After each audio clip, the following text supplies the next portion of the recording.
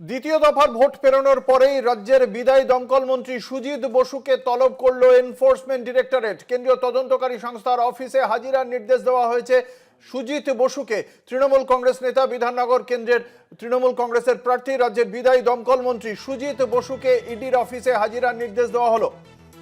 আপনারা জানেন যে এর আগে ভোটের ঘোষণার পর থেকেই আমরা দেখেছি সুজিত বসুকে তলব করা হয়েছিল, তার বাড়িতে যাওয়া হয়েছিল। সুজিত বসুর পক্ষ থেকে তার পুত্র গিয়ে ইডি অফিসে গিয়েও ছিলেন।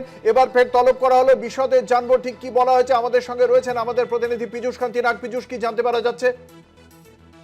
দেখো, 29শে এপ্রিল নির্বাচনের পরের দিন অর্থাৎ 30শে এপ্রিল বেলা 10:30টায় এনফোর্সমেন্ট ডাইরেক্টরেটের অফিসে হাজিরা দিতে হবে সুজিত বসুকে।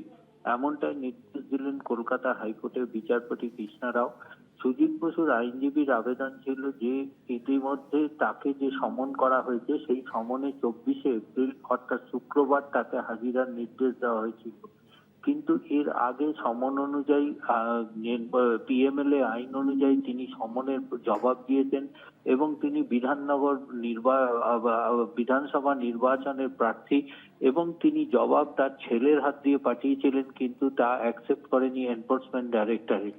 তাই এনফোর্সমেন্ট ডাইরেক্টরেটের তদন্তে তিনি সহযোগিতা করতে চান, কিন্তু 15ই মে তাকে সুযোগ দেওয়া হোক। ইতিমধ্যে নির্বাচন পর্ব মিটে যাবে এবং ফলাফলও ঘোষণা হয়ে যাবে।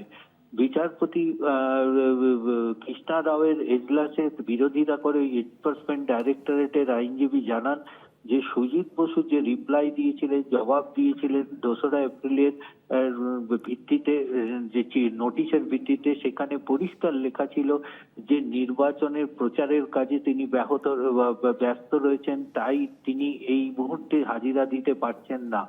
অর্থাৎ নির্বাচনের প্রচারের কাজ শেষ হয়ে যাচ্ছে, তাই তাকে 24শে এপ্রিল হাজিরা দিতে বলা হচ্ছে।